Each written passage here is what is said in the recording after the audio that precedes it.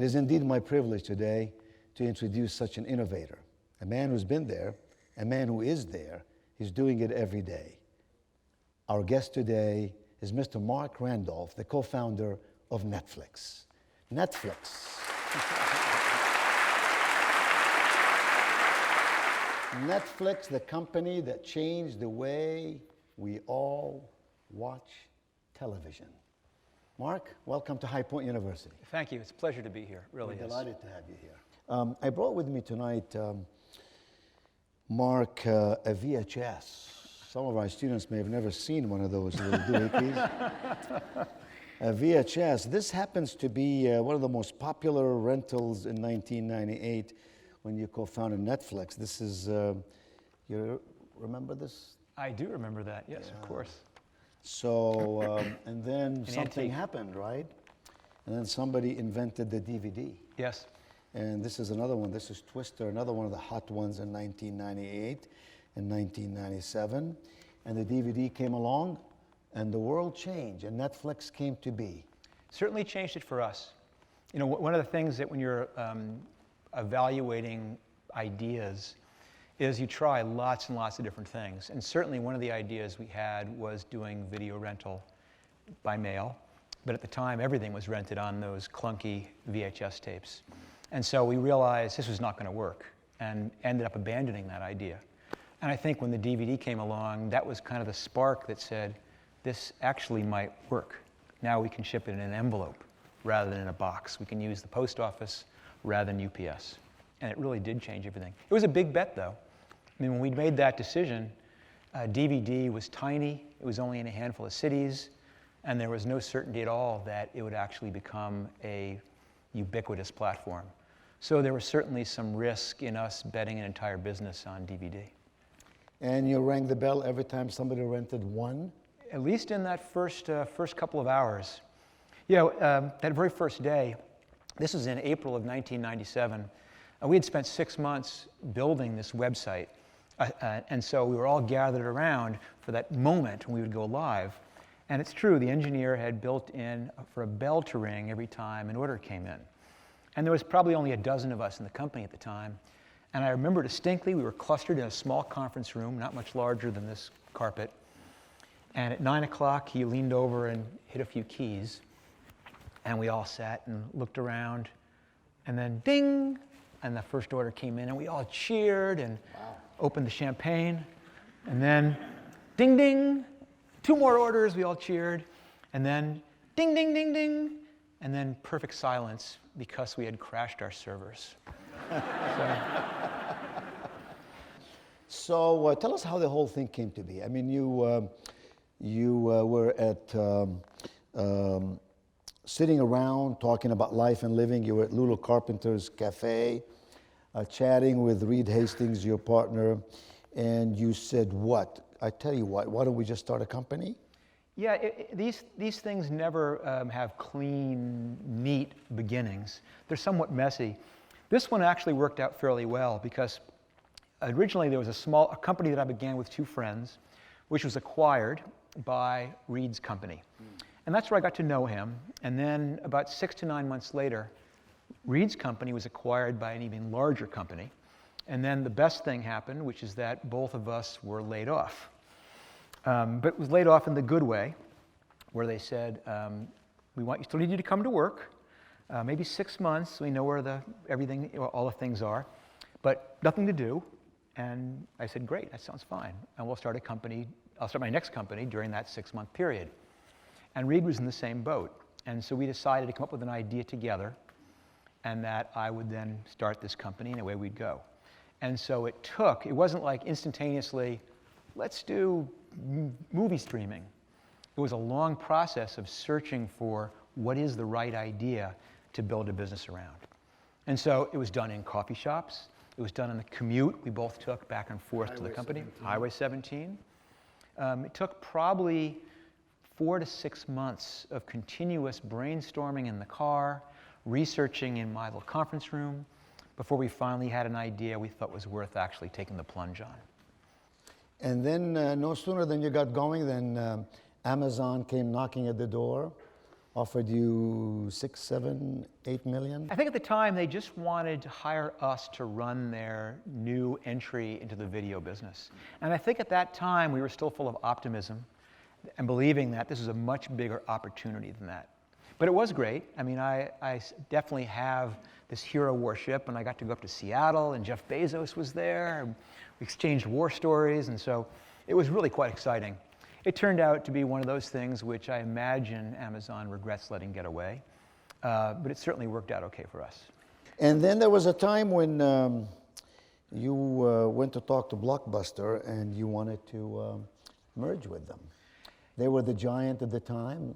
Yeah, at the time, Blockbuster was huge. I mean, they had 9,000 stores. They had 50,000 employees. They were $6 billion in sales. This was a huge company. And at the time, this I think was 1999, 2000, we were in trouble. We had probably had our year, we were going to do about $3 million in revenue, but we were going to lose maybe $30 million in revenue. And it was a time when raising more money was very difficult. And so one of the skills of an entrepreneur, of course, is keep your options open. So one of the options was maybe we try and sell the company, and Blockbuster was an obvious candidate. But we were a fly to an elephant, and despite all the calls to them, they were not responsive. Until one day, this is in the fall of I think 1999, we were at a corporate retreat. This is up in the hills outside of Santa Barbara, and this is me dressed up, so you can imagine what I'm like when I'm casual at a retreat. I had shorts and flip-flops, a tank top. I think the most dressy thing Reed had was a Hawaiian shirt, and that was the moment that Blockbuster called and said, we'll see you now. And we were in the middle of nowhere, and they said, we'll see you tomorrow in Dallas. So we had to rent a jet, which I had never flown on a jet before. And it turned out it was Vanna White's jet. There's a little bit of Netflix trivia. So we all flew to Dallas. We went up to the big 45-story Renaissance Tower, ushered into this beautiful conference room, and I'm in my flip-flops and my shorts and a tank top. And I actually... What did Vanna have on? What's that? What did Vanna have on? Yeah, she hadn't come with us in that one. I actually had a fake Harley-Davidson tattoo that I had worn as a kind of team-building thing.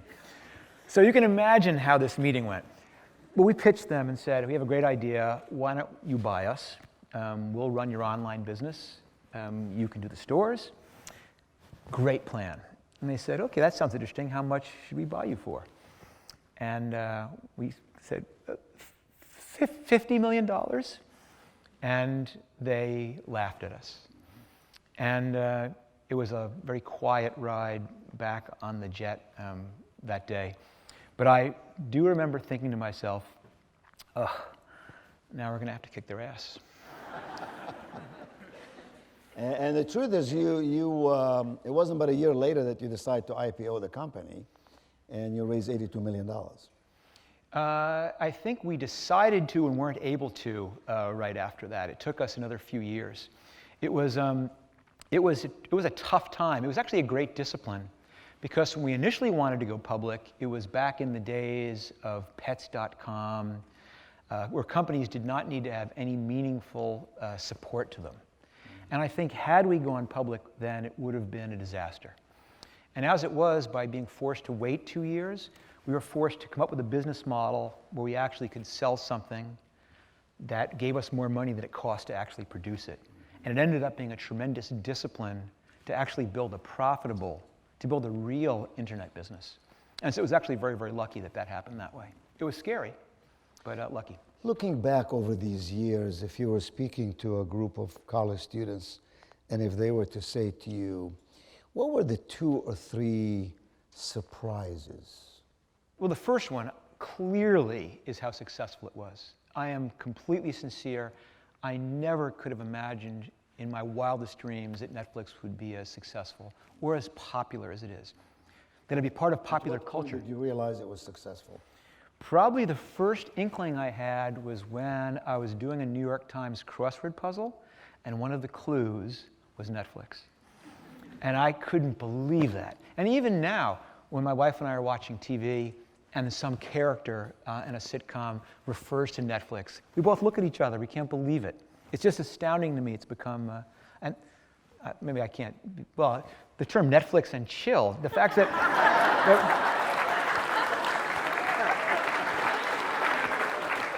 you know, you never, it's amazing to me. So certainly that has to be the most surprising. We brought up Blockbuster. When we started, we talked about what our goals were, and our goals were to be one of the top 50 video chains. Blockbuster was unbelievably immense and successful and unassailable. And the fact that we could succeed, that we could drive them into bankruptcy, I would have been an unbelievable fantasy science fiction story had you pitched me on that. And now, Mark, you're an angel investor. A bad one, but yes, an angel investor. What does that mean? It means you take your money and you look for prospective new startups and you invest your money and you hope to multiply. It's part of the classic way that companies get started, in that when you first start off, originally you would do friends and family. You'd have an idea, you'd go to your mom, as they do with Netflix, you'd go to your brother, you'd go to your friends and say, I've got this great idea, and they'd write a check. And as startups began to be a bit more ubiquitous, and I won't say safer, but certainly not as out there as an idea, there began to develop a class of people who would invest in very, very early stage companies, hugely risky ventures, and they were called angel investors. And in fact, it's one of the big pieces of the ecosystem of startups, is people who are willing to write checks for companies who have very, very little accomplished. And when I started doing that, I had these visions that it would be an economically good idea for me. But the reality is the hit rate for these is very, very low.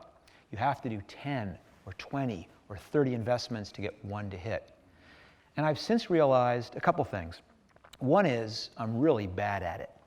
Well, you flunked economics. There's two reasons I'm bad at it. One of them is I'm such an optimist, is I love every idea that I hear. And so I fall in love with the most unlikely, ridiculous ideas. The other reason I'm not very good at it is I've realized I do it for a different reason now. And I've started all my angel investing now as I've kind of realized I cannot tell from the idea if it's going to work or not. It's impossible. The ideas change too much. They all sound good, but they bump into things that are unforeseen. But they're fundamentals, they're metrics you look for. True, but at that point, there's so many paths you could take that you cannot predict what it's going to bump into. Just like had DVD not succeeded. There was a big bet there, and there's like that times 100 for a startup. And so I've realized since I can't tell what's going to be a good idea, I've got to bet on the person. And then I went to the point where I said, it's not even betting on the person being successful. Now I'm betting on, I want that person to have a shot. When I started, not just Netflix, my previous 6 companies, there was someone who said, I believe in you.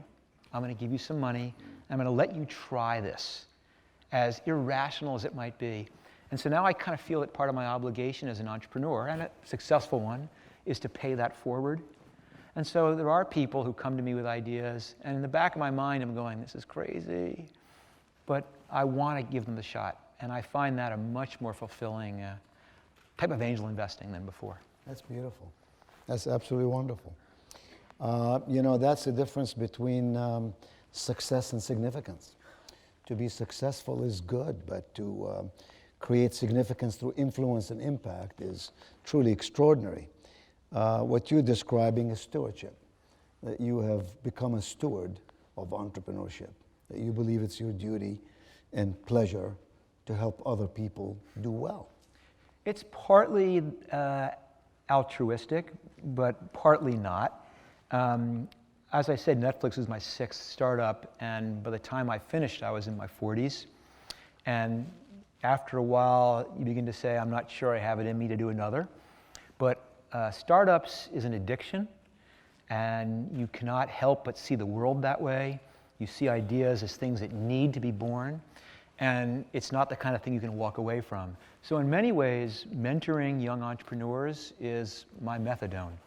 It's my way of being able to participate in that fantastic experiences starting a company where I can go in and work with really smart people and solve really interesting ideas, but then I get to go home at night, and they have to stay up all night working on these things. So it's a really great way to, A, help people, but also get this feeling of being part of something without being totally sucked into it. And today, as you do angel investing, give us 3 things you look for. You said the person, Yeah, but on the business side, what top do you 3 look things for? are the person, and then the third would be the person. But I'm kidding, of course, but the distant But there has to be a process and a product somewhere in there. True, but for the level, for the stage of investing that I do, I'm not making light of it. It is the person, because the idea means almost nothing. Because whatever idea they come in and pitch to me is not going to be the idea that succeeds. I may not know what it's going to be. I know it's not going to be that one. So what I'm counting on is that person's ability to take that idea, collide it with reality, look at the result, and make an intelligent decision about what the next thing to try is. And then do that again, and again, and again, all the while watching how much money they're spending, all the while recruiting brilliant people to help them. It is so much that person's persistence, creativity, skill at this weird thing called starting a company.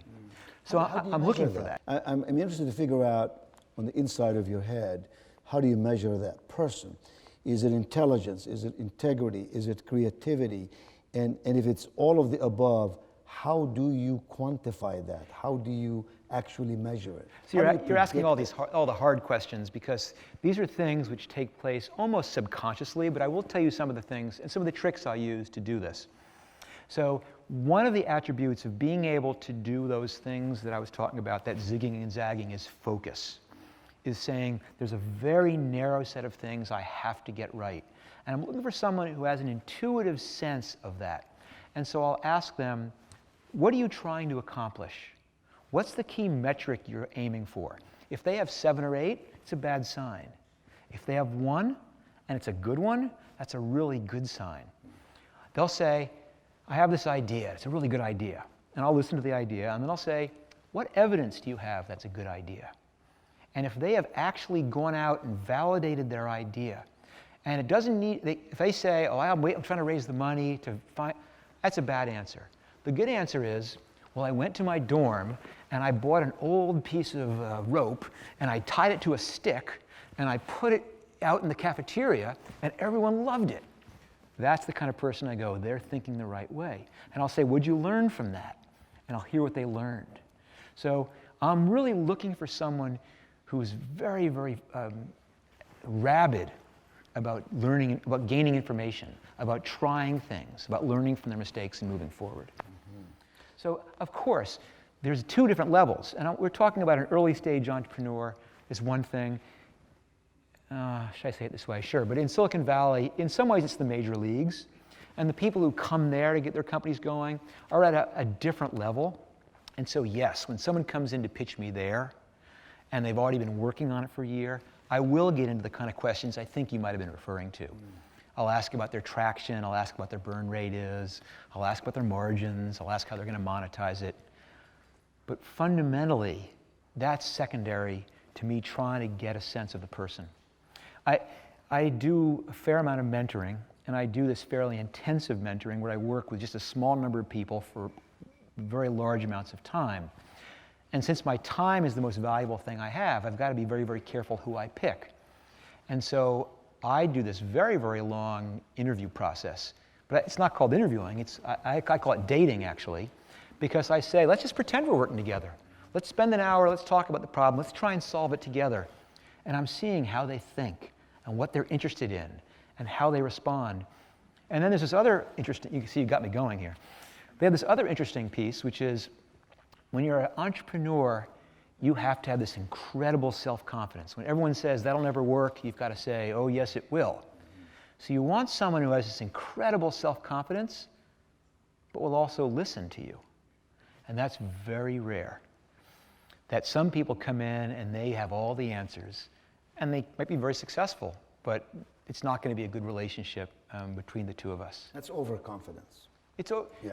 Well, sometimes people who are jerks, smart jerks, are tremendously successful, but it's not the kind of person that either I would want to work with or that I think benefits from that sort of mentoring relationship.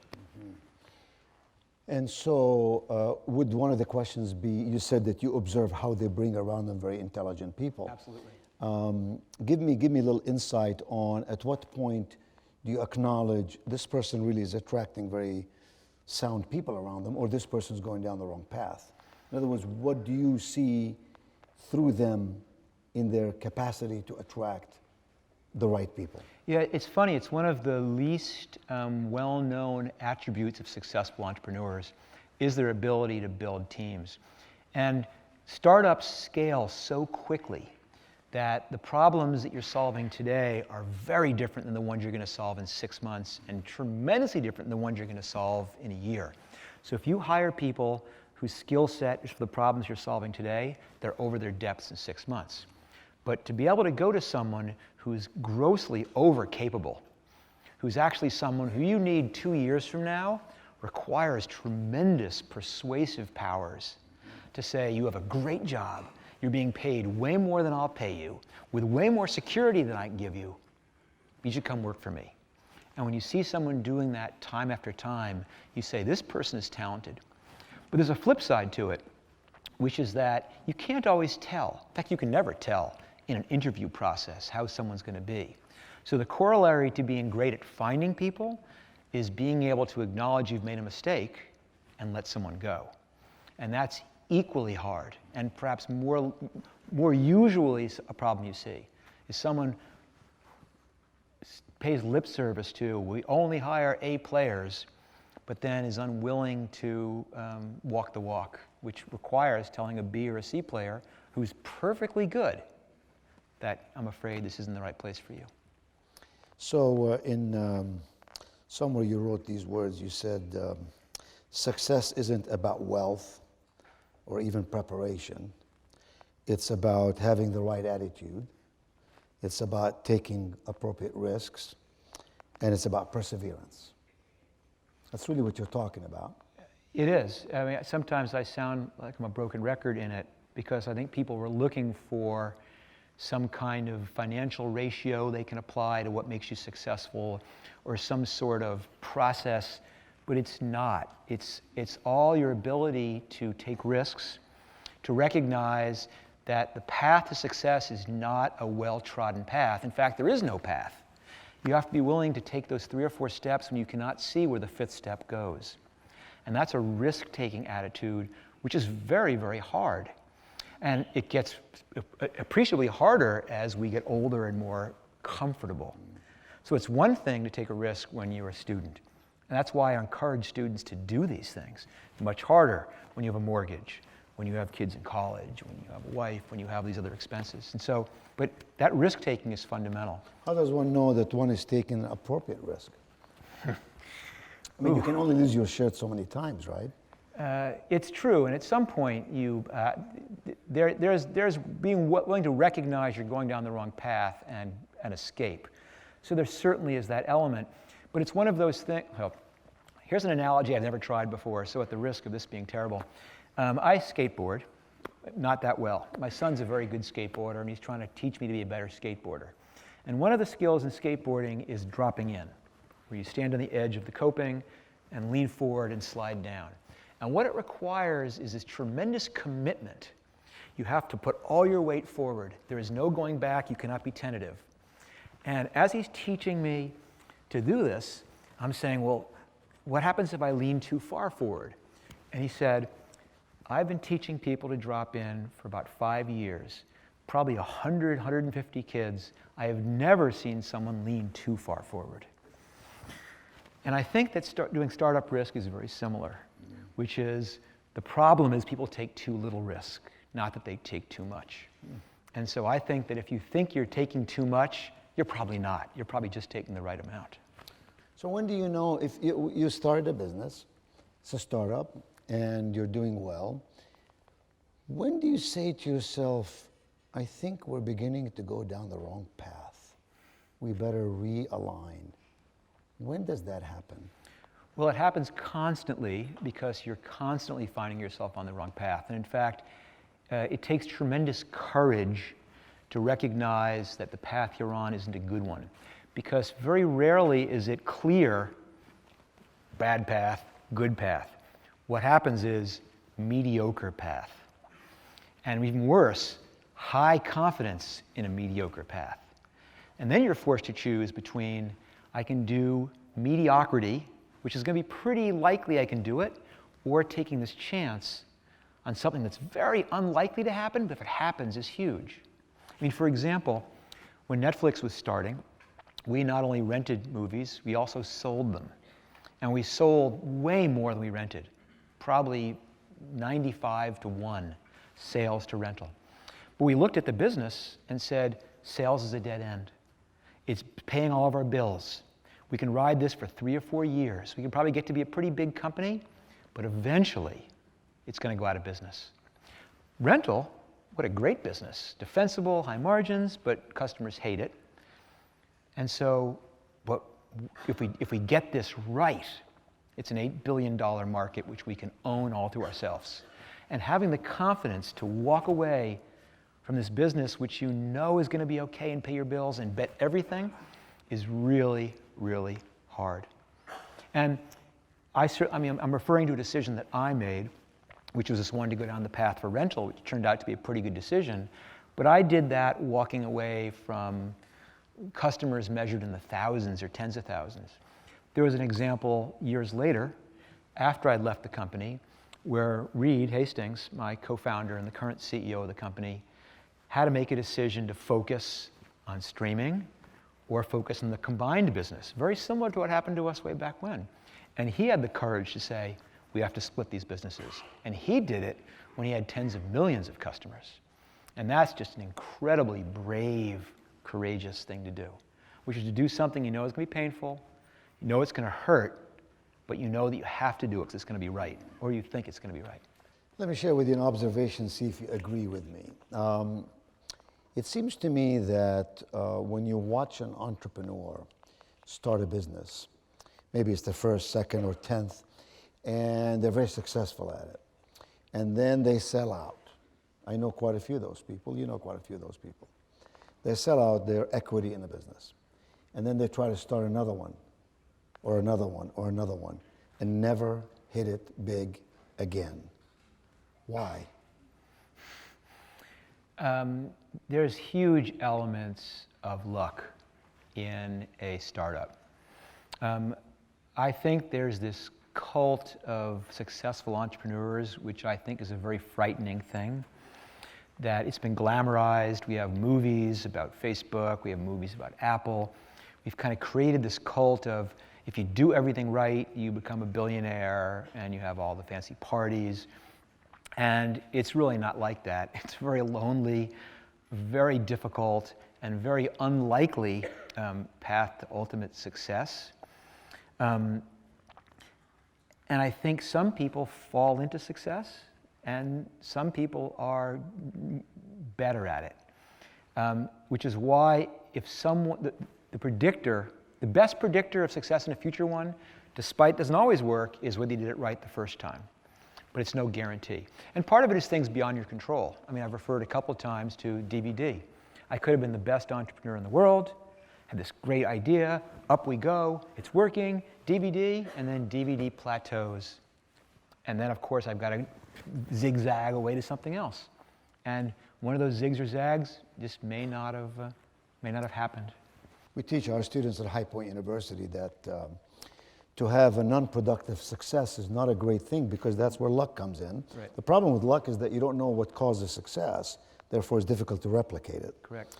Productive failures, we teach our students, is a healthy thing because a productive failure is one you dissect, you analyze, you learn from, you avoid the mistakes the next time, you build on what worked, you avoid what didn't work, and you're much more likely to travel the path of prosperity.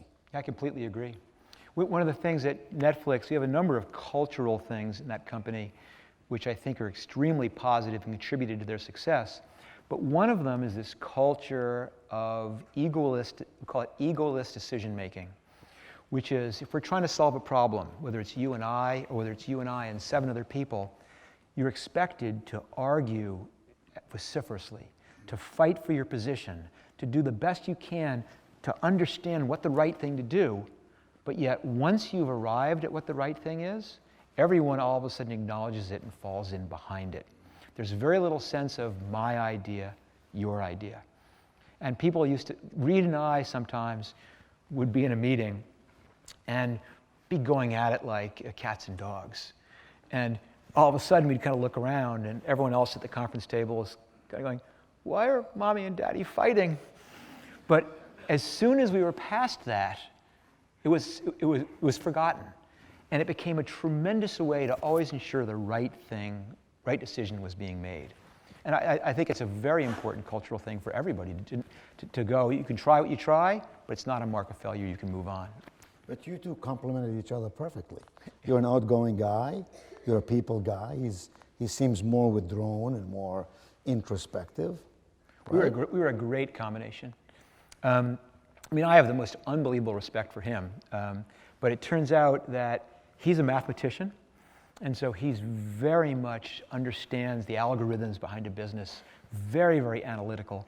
I'm also very analytical from all my background in direct marketing and direct mail. But it's true, I am much more of an empathetic person.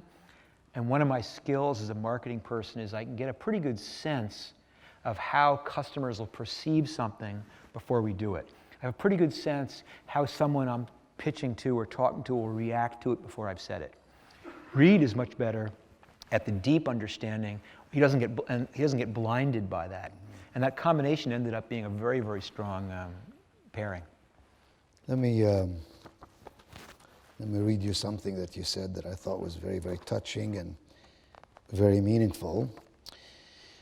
Apparently this is one of your mantras that you fought for. Every customer you get, you're never going to lose them, was your mantra. Yeah, that was one of the policies that I fought very hard for. You pick up certain things on your journey that resonate with you. And I was referring to the mail order company we started, this was in New York. And we used to talk about it being the town car problem. And this may not mean things to people, but back in the day, before Uber, when you had to get a ride to the airport, you had the guy you called, and it was always the same company. And the car could be stinky and smelly and dirty, but as long as that guy showed up on time, you'd go to that same car in the Rolodex every time. But if you came late once, you were done. And so when I was in the mail order business, it was the same thing. I go, every single order that goes out is our one chance to influence that customer. And if we blow it, we've lost him forever. And they're individuals. 98% is not good enough. In fact, at that mail order company, we developed this thing where every day we would run a list of the customers who had not gotten shipped what they'd ordered that day. Small number of items because of a mismatch in inventory. We'd run out to the retail store, buy it for way more than we were selling it for, just to complete the order. Wow. And so when we got to Netflix, we began realizing everyone's an individual. Everyone responds differently. And that drove our personalization, it drove our customer service, and to some degree drove our success. Huge lesson there, huge lesson. And it begins, Disney teaches that. Disney says we take care of our employees take care of our guests take care of our profits. So we have to be very, very attentive to our customers. So in closing, I want you to just say a couple of words of advice to young men and women who go to college, who want to graduate and do something important in life. Maybe they want to be entrepreneurial, they want to be innovative. What are your 2 or 3 pieces of advice that will get them going on the right track, that will help them get started with a zing, that would allow them to persevere, to use your word, and to have the right attitude about what it means to start a business and nurture a business and nourish yourself in the process? I love the fact that you said to nourish yourself in the process, because I think that's a very essential piece to it. I'm going to layer that in as the second one. The first one clearly is do something. Do not be scared. Do not say, I'll do it tomorrow. Do not say, I'll do it once I finish my degree. Do not do it when I finish my incubator program. If you have an idea, do something that you'll learn more in an hour of doing it than in a year of studying it. There is something about getting out and colliding your ideas with the real world that not only informs your idea, but teaches you how people react. It teaches you having to convince someone for real, teaches you how to convince someone. And I would encourage everyone to do it, and not to set your sights too high. You don't need to change the world. Do a club, do a magazine, do a blog, sell Girl Scout cookies in a more innovative way. Go work for a company as a salesperson, but say, I'm going to figure out a way to be the best salesperson that company's ever had, or the youngest, or whatever your hurdle's going to be. Do not set this goal of I can't start unless I'm going to be Steve Jobs or Mark Zuckerberg. And the other, perhaps the biggest one, is you have to enjoy what you're doing. You cannot work this hard. You cannot work with gratification so delayed if you don't love coming to work every day. You alluded to the fact that there's lots of people who start big companies and cash out. They have more money than they know what to do with. They can never need to work a day in their life. And I know a lot of people like that in the Valley. And by my estimate, 80% of them go right back to work. And they don't go back to work because they have to. They go back to work because they realized that's what makes them whole. So it makes them alive. That they get to go to work, solve interesting problems, work with brilliant people, and that's what they love. And if you don't love that, don't do that. Don't do it for fame, don't do it for perceived way to wealth. But the true sign, in my opinion, of a successful person is they get to do what they want every day. And if you love starting companies, then for God's sake, start a company. And if you don't, do something else that you love, and don't feel you're influenced by someone else's definition of success. And then the very last thing, and I really believe this, my motto ever since the first company was rule number one, stay married. And Stay married to your spouse or to your company? To my spouse, to the same spouse. And not just a specific goal, that's a shorthand for a much bigger thing, which is you've got to recognize what's truly important here. And to me, when I say what I am the proudest of everything I've done, it is not starting Netflix, it's not all the startups. It's that I did all that, married to the same woman, and I have 3 kids. They all know who I am, they all like me. I saw them growing up. Okay.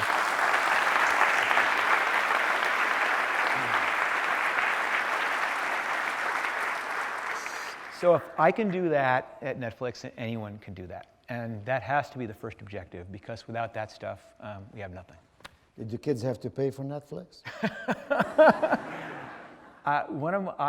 Everyone has to pay for Netflix. That was one of my, I don't know if it was foolish or not.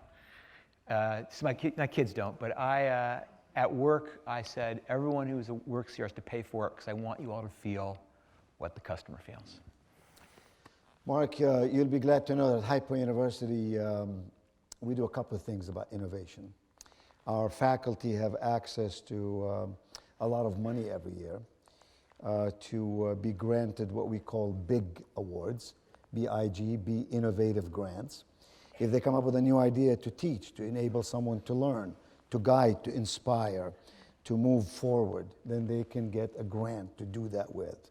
So money is the last issue we worry about. It's the ability, the passion, the purpose of wanting to do something. And then our students, of course, have access to entrepreneurial awards where they can present their business plan and they can get $5,000, $10,000, $15,000, $20,000 to start their idea, at least initially. So we really believe in what you are talking about. We adhere to the ethics and the values that you stand upon. We honor you as an American who has believed in the fundamentals that built this country in the first place and who have abided by them across the pathways of life. I especially appreciate the fact that you have not let success get to your head. You let your heart always guide you. For that, we're honored to have you at Hypo University. We invite you to come back here again and again. You're doing good work, my friend. I think it was Mark Twain who said, you know, the two most important days in your life are the day that you're born and the day you discover why. Somehow something tells me you've discovered why. Thank you for being with us. Thank you very much. Thank you.